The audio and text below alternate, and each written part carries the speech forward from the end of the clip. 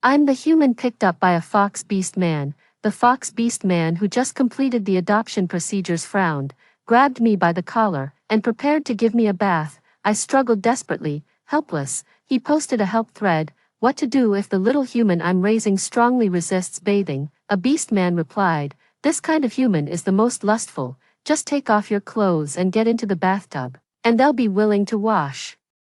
The fox beast man pondered for a moment and chose to strip completely naked. The beast man who raised me is a melancholic fox. According to him, I was planning to kill myself that day, but then I met you. At that time, you were covered in blood, holding a suspicious lump in your hand, looking utterly lost and still thinking about taking a bite. I really couldn't take it anymore, too filthy.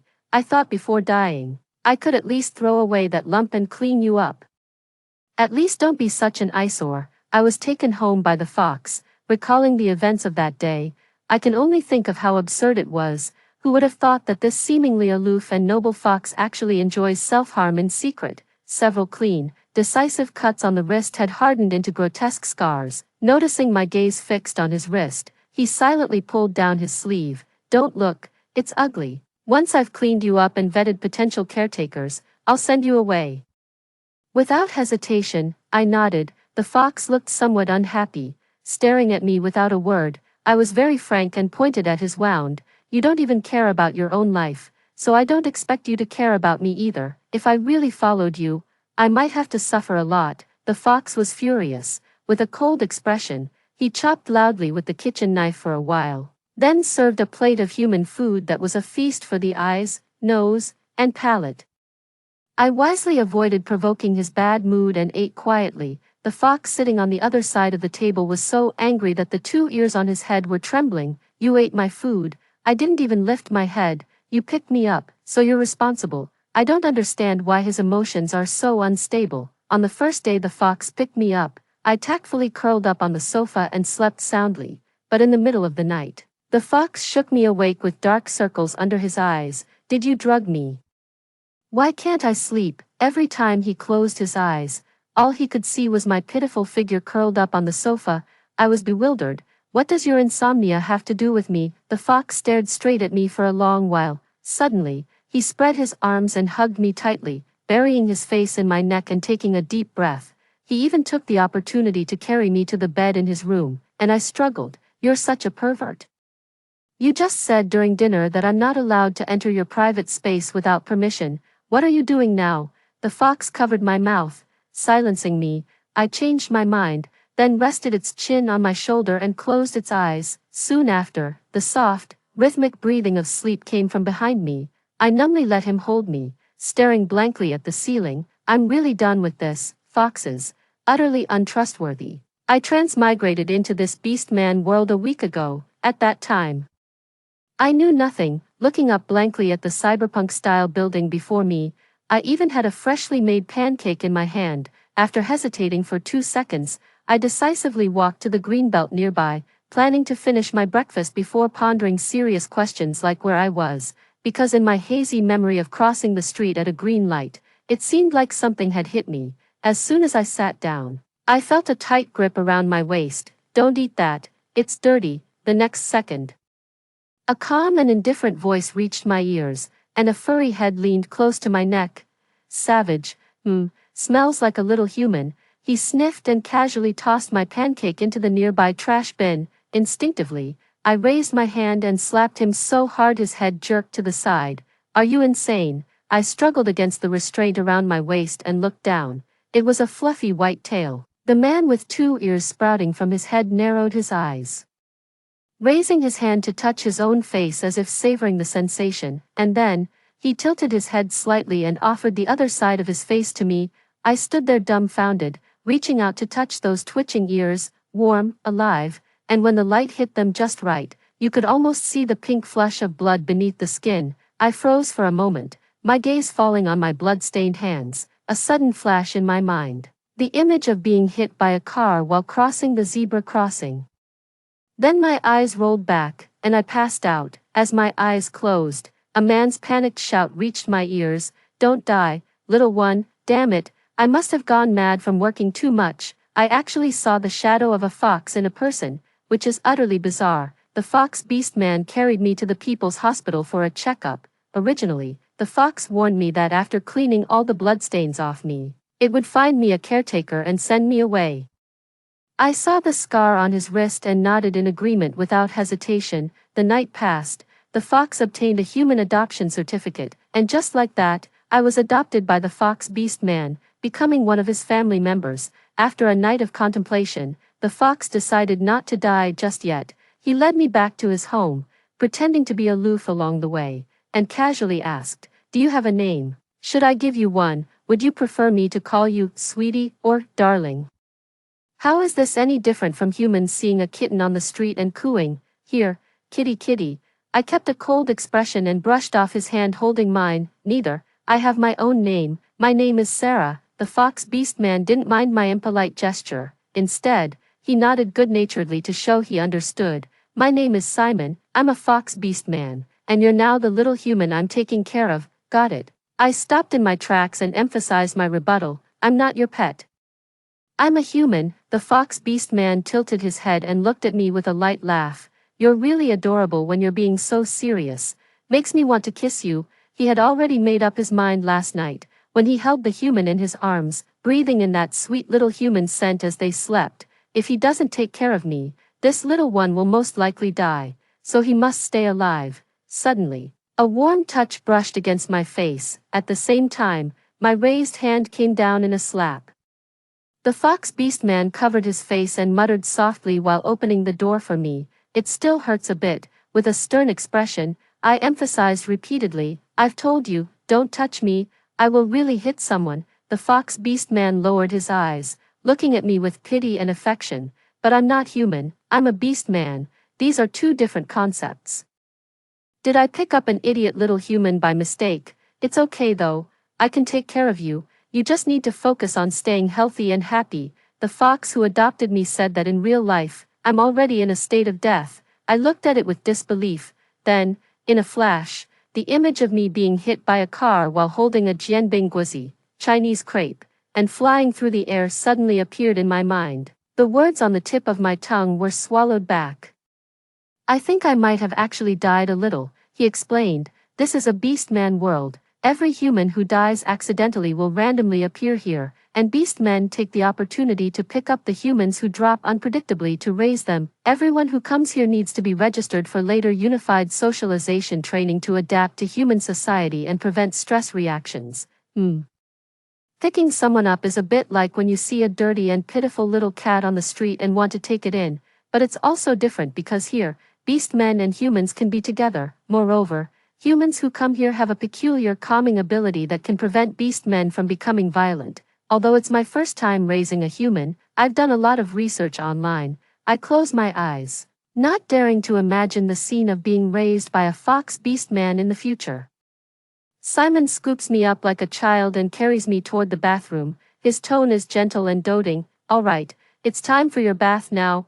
I widen my eyes in terror, desperately struggling and grabbing the door handle. "I'll do it myself. I don't need you to wash me." Simon patiently coaxed me, gently prying open my fingers. "Be a good little one, don't squirm or you'll fall in. You've just arrived here and don't know how to use these things yet. Let me bathe you," I shrieked. "Humans are capable of bathing themselves. I really don't need your help." I thrashed and kicked in his arms, struggling so fiercely I nearly resorted to crawling away in the shadows, harder to pin down than a New Year's pig. Before long, a bright red slap mark bloomed on the side of his face. Left with no choice, he sat on the toilet lid, gripping both my hands with one of his while his legs clamped down on my lower half to immobilize me. With his free hand, he managed to type out a desperate plea on his phone. What to do when the little human you're raising absolutely refuses to take a bath? Keeping humans as pets has always been a popular trend in the beastman world. In an instant, the comments section was flooded with various beastmen eagerly sharing their experiences of raising humans. Try tossing a stack of human currency. The response varies by color: blue for 10 yuan, brown for 20 yuan, cyan for 50 yuan, personally tested.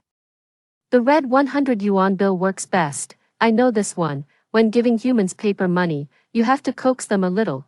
Give just a small amount at first, not too much. Some humans get too comfortable. Take the money, and run off without even taking a bath. You could try communicating with humans in a friendly way. From what I know, many humans prefer bathing themselves. And most only agree to let beastmen help bathe them when they've established a partner relationship among them.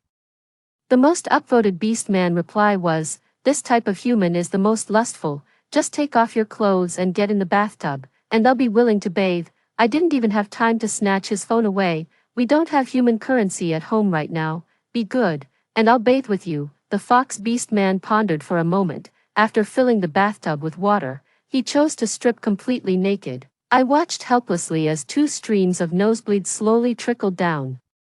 My entire being short-circuited in stunned disbelief. The fox beastman panicked. "Human, why are you bleeding?" Simon wanted to look down to check on me, but I wiped my nosebleed and raised my hand, signaling him to put on his pants first. "Let's first discuss the basic precautions for raising a human, such as not casually stripping naked in front of humans." His movements made the situation all the more glaringly inappropriate. After saying that, I walked out of the bathroom with awkward, uncoordinated steps. The fox beastman is a very compliant caretaker, because I very seriously told him that stripping naked in front of humans is extremely impolite. Only then did he belatedly blush in embarrassment. He immediately demonstrated it to me hands-on, slamming the bathroom door shut in the process. "Humans learn quickly and value privacy. You just need to teach me how to use the objects. I'll handle the rest. Don't be like this," stripping off at the slightest disagreement. Simon didn't dare look up, nodding to show he understood. He hugged his tail in front of himself, nervously whispering an apology. "Tomorrow, I'll go over the human care manual again. Sorry for scaring you tonight." I waved my hand, generously choosing not to make a big deal of it. The fox realized how outrageous his behavior had been, his entire face turning so red it seemed about to catch fire, with his trembling ears atop his head particularly noticeable. After resolving the major issue of bathing, I discovered a new problem. Seems like I didn't bring in the change of clothes prepared for me by that fox beast man. At the same moment, a knocking sound came from the bathroom door. Simon's shy voice came through. "Little one, I've hung your change of clothes on the door handle. I'm leaving now." After saying this, as if on purpose, he made heavy footsteps. I stayed silent for a moment, reminding myself that this was the beastman world. The way they look at humans is just like how humans look at kittens. The shyer a kitten is while bathing, the more it triggers humans to shower it with kisses. Similarly, the same goes for beastmen. His footsteps faded away. I hid behind the door, quickly opened a crack, and reached out to grab the clothes inside. A certain perverted fox crouched in a corner not far away, covering his face with his hands, through the gaps between his fingers. His gaze fixed on my swift motion of reaching out to grab the clothes. Unable to help himself, he revealed a creepy smile and muttered to himself, "How embarrassing, I was just seen naked by my little human, hee hee." The way the human quickly reached for clothes was so adorable. She must be feeling shy too. After finishing my bath, I stared at the 2 beds of different sizes lined up in the room, my lips twitching slightly. Can't I really have my own separate room? The now-recovered fox beastman patted the edge of the bed with a smile. Not aloud. Humans are particularly independent creatures. To raise a clingy little human, you must start building intimacy from the moment you pick them up and bring them home. Thinking this was the proper way to care for a human, I gritted my teeth and walked over. Placing both hands on my stomach, I peacefully closed my eyes. Behind me, rustling sounds could be heard as the fox beastman released his large tail and tucked in the corner of my blanket. "Good night, little one." I don't know how much time had passed when I suddenly opened my eyes. Who on earth could fall asleep at 8 p.m.? My sudden opening of my eyes startled the approaching fox beastman. What's wrong? Could it be that his thoughts of secretly pinching her hand or touching her little face while the human was asleep were so easily exposed? I sat up and let out a sigh. "Can you get me one of those little black squares humans use to access the internet tomorrow?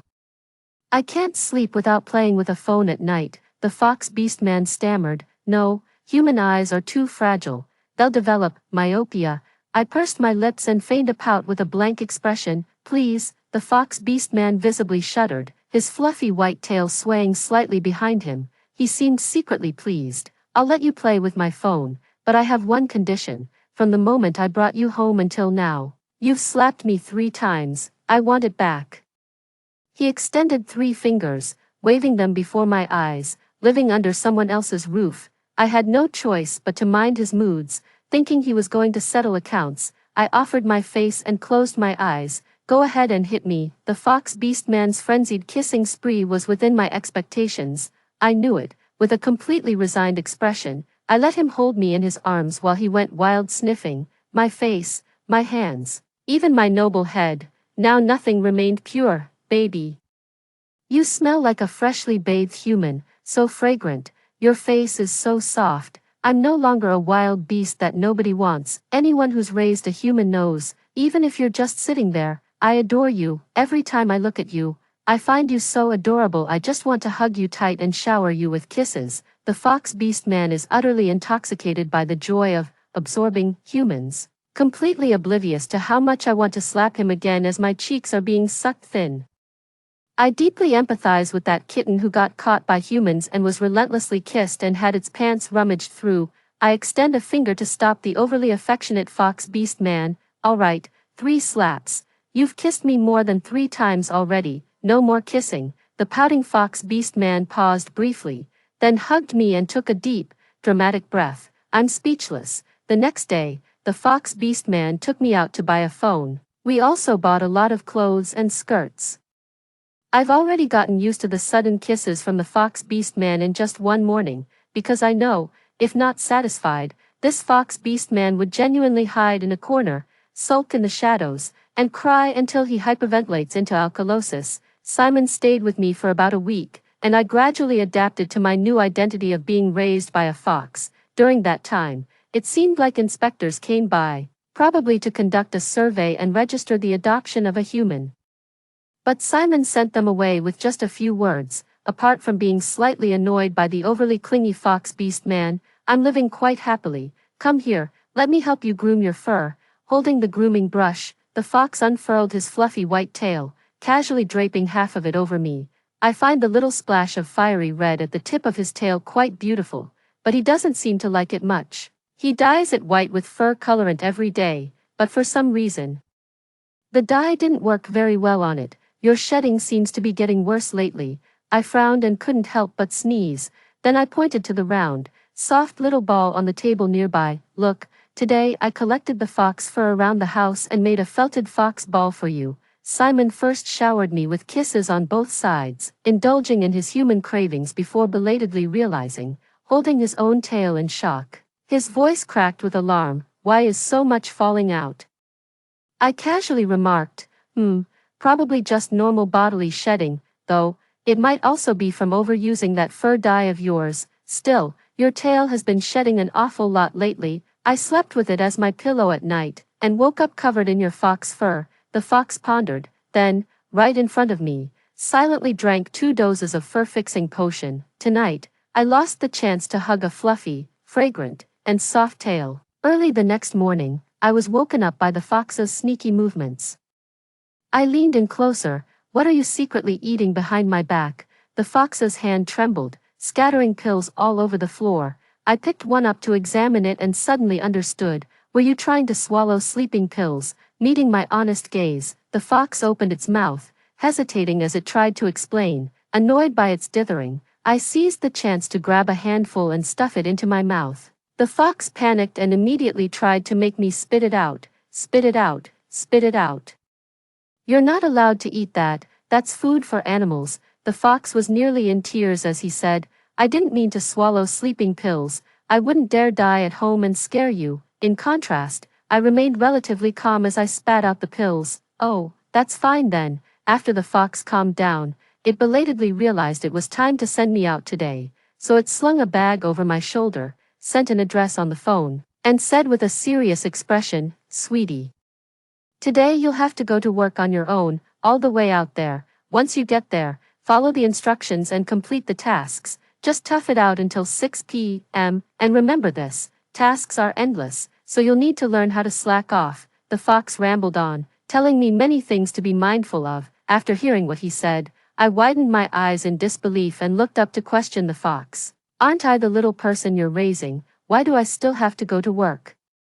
The fox looked reluctant, but his words were utterly cruel. I forgot to mention this to you last night, but it's not too late to know now. Since humans are social animals, beast men who raise humans must also meet their special need for social contribution, otherwise humans may develop a sense of lacking social value. He added with concern, and you humans always have the saying, people strive to rise higher. If everyone else is working and you're not, others will ostracize you.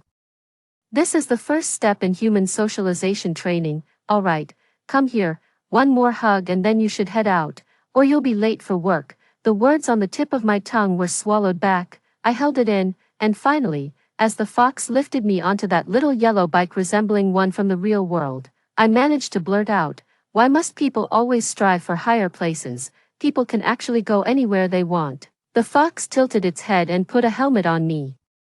Although what you say makes sense, in the eyes of us beast folk, humans bustling about like dung-filled pastries is the norm. I looked at him blankly.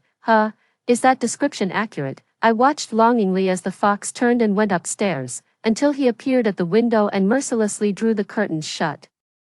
And so, the soul that should have wandered and flourished in passion was confined to a cubicle-sized workstation. What I mean is, I went to work. The rules of the beast-man world are quite fascinating. I arrived at the address was sent me on my phone, queued up, and got a number. What humans did for a living before they died, they would continue doing the same work after arriving here. As for my original profession, I was a pet store manager.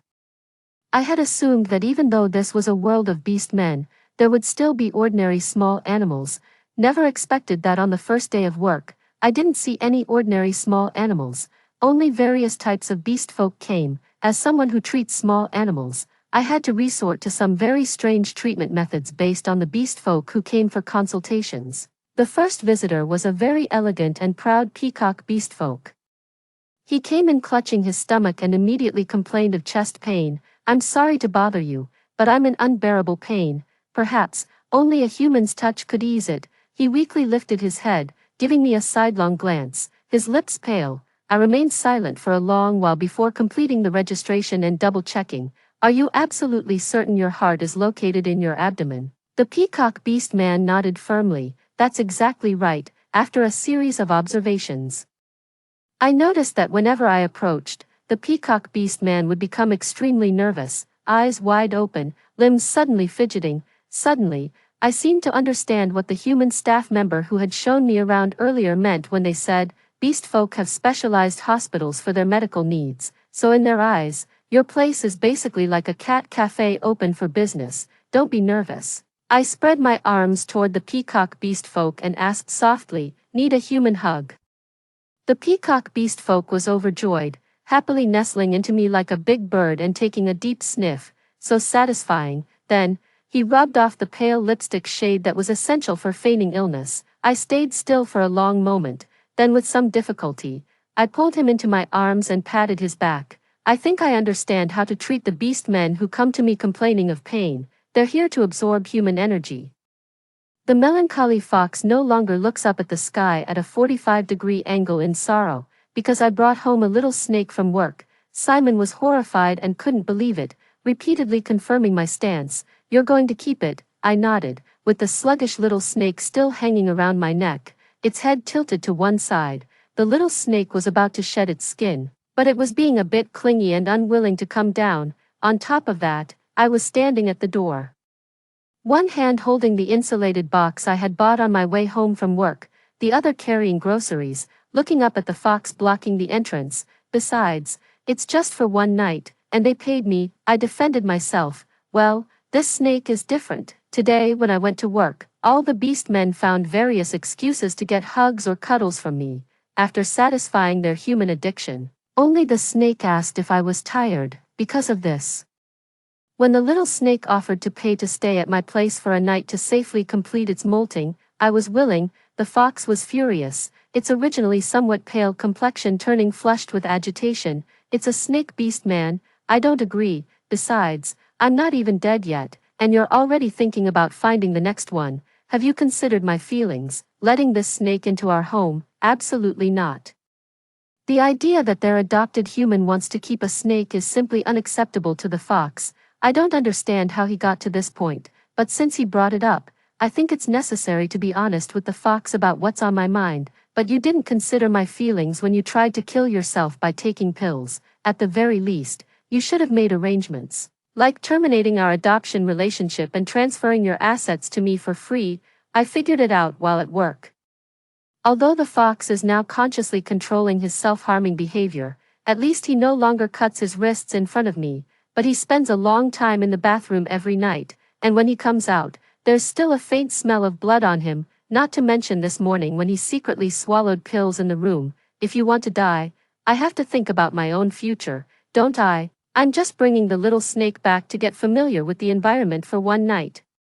It's not like I'm stealing your money to raise it, so stop overreacting all the time. Since you can't accept the little snake right now, I'll just settle it outside then. As soon as I finished speaking and took 2 steps forward, the fox's restrained voice came from behind. Stop. The fox was so angry he almost laughed. He poked my head with a finger. Who told you I wanted to die? Didn't you taste the medicine you shoved into my mouth today? I tried to recall but couldn't remember the taste. Forgot. The fox got angry again at my slow and honest reply. Those were my fur maintenance pills. The truth came out, and I suddenly understood. Then why did you still smell like blood after being in the bathroom for so long? The fox closed its eyes. That was a metallic, rusty-scented perfume, the fox's favorite perfume, designed to simulate the state of hunting, deliberately sprayed right after a bath, to my surprise. The little human I raised turned out to be a blockhead, but then it occurred to me, taking hair growth supplements isn't something shameful, so why be so sneaky about it? As if it could read my mind, the fox covered its face weakly and explained, humans don't shed fur, and foxes are afraid humans will dislike them, I said. But humans shed hair. Would you dislike a human who sheds hair? Simon shook his head. I put down the things I was holding in both hands.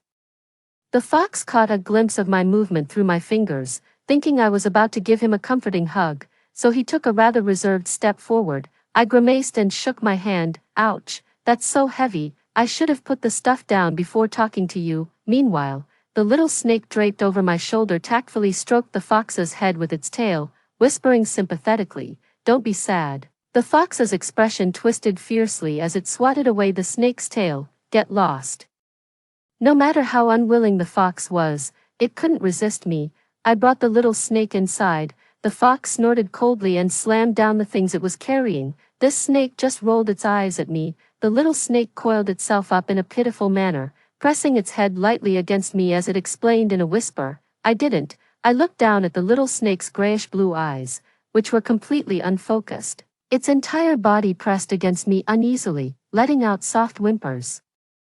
Obedient and tiny, it never got angry no matter how much I touched it, always emotionally stable. I couldn't help but defend the little snake. You must have seen wrong, it's in its shedding phase now. Where did the fox get the eye rolling from? The fox glared at the little snake, disdainfully picked it up and tossed it into the incubator, adjusting the temperature to a suitable level before placing a small stick inside. The little snake, held by its vital spot, dared not resist and whimpered weakly, Sister, it hurts. I suddenly felt a pang of sympathy and rushed forward in a flash to carefully place the snake down, then turned to the fox with some dissatisfaction. Don't be so rough, he's about to shed his skin, don't mess around. The fox's eyes turned red with anger. He only stir-fried 2 dishes for me, skipping the soup, and that night, for the first time ever, he didn't force me into his arms while sleeping, leaving me with nothing but a cold back. The entire fox exuded an air of needing to be coaxed to feel better. I had originally planned to coax him after finishing my wash-up, but who knew that by the time I came out, the fox was already hugging the blanket I usually sleep with, crying. He even whined in a very aggrieved tone. What, just one day out at work, and you brought back a snake, and today you even scolded me. If this keeps up, this household will surely be in chaos in the future. He even hits the quilt, venting his anger indignantly. Stupid snake, good for nothing. After hitting it, he strokes it again. My human likes that snake, so I'd better not hit it, or my human will be sad. Ow. But I'm so upset, and my human still won't come comfort me. The fox was probably too absorbed in his own world to notice me approaching. Caught off guard, the fox was pressed into my embrace. Simon froze for a moment before struggling and saying, Get off me. I don't need your comfort. Go live with your little snake. Buried against my stomach, the fox secretly inhaled deeply while stubbornly insisting, I don't want you to hold me, let me go. Seeing that his pushing away didn't seem feigned, I hesitantly loosened my grip, realizing I wasn't holding the fox's head anymore. Simon pressed down on me instead, not letting me leave. He muttered quietly, how can you just stop hugging without warning? Not aloud. After saying that, he stopped struggling this time. I see, such a big fox, and he snuggles right up when I hug him. What a tsundere, not angry anymore. The fox grumbled in response. Simon's fox ears popped up on top of his head, trembling slightly as I caught them in my hand and played with them gently. Then let me explain. I brought the little snake home to help it shed its skin properly, not to actually keep it as a pet. Another reason I brought the little snake back is because it wanted to experience the feeling of home. He gave me money, a lot of it, so much that I couldn't possibly refuse. I provide him with emotional value. Our relationship is transactional, so you don't have to worry about the little snake threatening your position. The fox was delighted, its tail raised and swaying slightly with joy, eyes curved into happy crescents. Then, completely caught off guard, he cupped my face in his hands. The fox pressing close and showering me with praise. Sarah, you're so adorable when you explain things seriously to me, so adorable. Come here, give me a kiss. With that, the fox pinned me to the bed at lightning speed and planted a fierce smooch on my cheek, leaving a bright red mark. I don't understand why the fox is so obsessed with me. The fox's actions grew increasingly excessive. I couldn't stand the obnoxious noises it made while sucking on me and finally had to protest. Enough. Enough. The fox lifted its head with messy ears, looking utterly confused as it sought approval. Can I suck a little longer? Just a little bit. The fox looked quite alluring like this. I flipped over and straddled Simon's waist, mimicking his sucking motions as I showered him with frantic kisses. Does it annoy you when I suck you like this? Does it?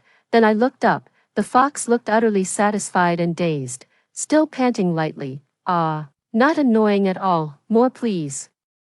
The fox got sucked by its little human, so blissful. I suddenly felt something was off. I was infinitely grateful to be born human, especially since I had work the next day, so the fox barely restrained its urge to lick the person from head to toe, ultimately fleeing to the bathroom in a fluster to cool off with a cold shower. I asked the fox why it liked humans so much. The fox, unusually serious, explained, it's not that I like humans, it's just that the one I happen to like is a human. All humans who die unexpectedly come to this world to continue their lives, but those who appear precisely beside beastmen, get picked up, and are instantly adored at first sight. They are destined partners. After saying this, he stared straight at me. I knew there must be a reason the fox suddenly changed his mind and decided to raise a human. Turns out he had his eyes on me all along. On the second day of work, the fox developed separation anxiety toward me. He couldn't bring himself to turn and go upstairs like yesterday, nor could he bear to close the curtains and secretly watch from the shadows. Every second apart from his little human was pure agony. The fox choked back tears as it grabbed my hand and scolded, what kind of lousy job makes my person go to work in person? At the very least, couldn't they come to me instead? I quickly covered Simon's mouth, but it was already too late. The little snake cast a reproachful glance at us. The other beast folk around, who had also come to send their little humans to work like the fox, exchanged glances and nodded in agreement. Everyone chimed in, exactly, exactly. Simon's eyes curved into crescents, and a warm, damp sensation spread from his palm. My eyes widened in shock. This perverted fox. Why you go back? No need to see me off. I quickly withdrew my hand, my steps becoming flustered and uncertain. The little snake draped over the handlebars suddenly sighed softly. Its tone unhurried. How envious a snake feels. A snake also wants a smooth little creature with 4 limbs, each ending in 5 fingers, who wears the fur of other animals as clothes. If a snake had a little human to keep, the snake would carry a faint human scent. In winter, the human could warm the snake's bed, and in summer, the snake could cool the human down. The little snake, having just finished shedding its skin overnight, carried its own shed skin while chattering non-stop along the way, saying many things. Who would have thought that the somewhat listless little snake from last night turned out to be such a chatterbox? After arriving at the shop, the little snake paid the remaining balance, asked for a human hug, and seemed somewhat reluctant to part. Can you wait for me? The snake has just one more molt before adulthood. Then, before the words could be finished, the store surveillance system transmitted the fox's furious voice. Take your money and get out. The little snake, frightened, hid in my arms, its tail coiling around my wrist. Sis, I'm scared. In the blind spot of my vision, the little snake didn't bother hiding its disdain and rolled its eyes at the surveillance camera. Then, pretending to shiver, it added the second half of the sentence. When snakes grow up, they'll come to buy a human for cuddles. But, I just wanted to buy a human for cuddles. Why was that fox who made Sis go to work so angry? The little snake's innocent tone was spouting nothing but harsh words that stabbed straight at the fox's heart. The surveillance feed fell silent for a moment. Then came the fox's voice, gritted with rage. Load the goods. I'm heading out right now. You just wait. At this, the little snake swiftly unwrapped its tail from my wrist, looking somewhat sheepish. It tilted its head, looking at me somewhat coyly. Seems like I accidentally went too far. Big sister, you wouldn't have the heart to see me turn into a dead snake, right? I chuckled softly, finding the little snake's sweet talk utterly adorable. Hurry up and leave, or I'll have to charge you extra. After the little snake left, the fox who had threatened to come settle the score never showed up. I called, but no one answered. I waited all day, feeling vaguely uneasy. Thinking something might have happened to the fox, I was about to close the shop and go look for it. The fox struggled in, laboriously holding a vibrant bouquet of flowers, its tone cheerful. Sarah, have you been waiting long? Sorry about that, I took a detour to buy you flowers, yet I noticed the faint bloodstains on Simon's face, his clothes freshly changed, and the scent of cologne lingering about him. What is he trying to hide? The fox set down the bouquet and curiously examined the items in my shop, touching this and that. Unusually, it didn't immediately come over to nuzzle against me. I walked to the door, flipped the open sign to closed, and shut it. The fox was startled by my sudden movement. Why are you closing the door? Aren't you still working? I waved at him, signaling him to come over. The fox, caught off guard, had his arms suddenly grabbed by me. His expression instantly faltered, grimacing in pain.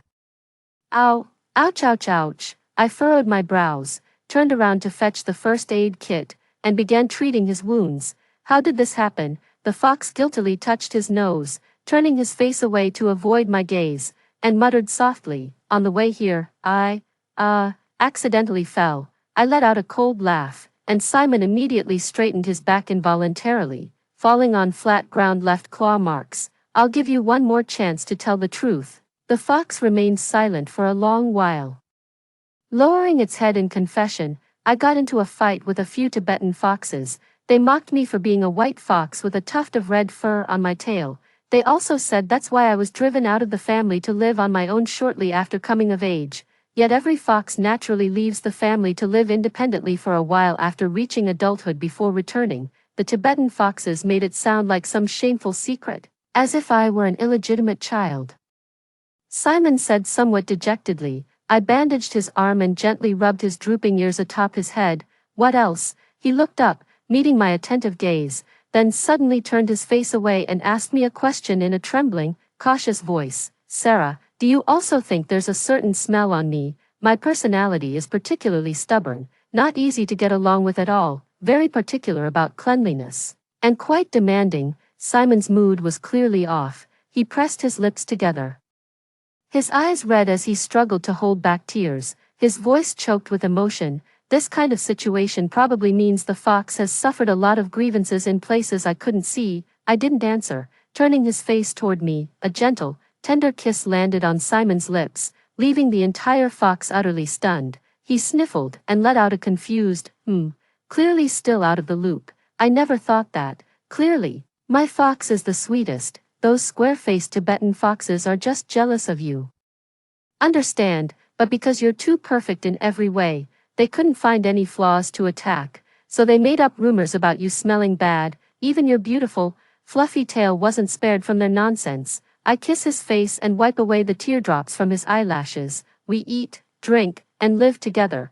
Could a Tibetan fox possibly know you better than I do? And from now on, don't keep things bottled up. We should be honest with each other. I hate animals who lie. Besides kissing, Communication is important too, so don't be sad, and don't hurt yourself because of outside voices. I don't want to become someone without a fox, okay? The fox let out a wail and burst into tears, holding me tightly. The bitterness he had suppressed in his heart suddenly found an outlet, and he cried with extreme sorrow, "I'm sorry," sob, "I'm sorry, I'm not a good caretaker. I made my human worry, perhaps out of guilt." He honestly confessed that the words he had said when he first picked me up were lies. Also, I lied to you. When I first found you, I wasn't actually going to commit suicide. I had just come out of the hospital. At that time, the fox was just going for a checkup. The scar on the wrist was actually from accidentally cutting it while picking up a broken glass bottle. I didn't mean to deceive you, but the fox had a beautiful face, and when it cried, its nose turned red. Its voice slightly hoarse. This fragile appearance is rare, making my heart stir with excitement. What a delightful face.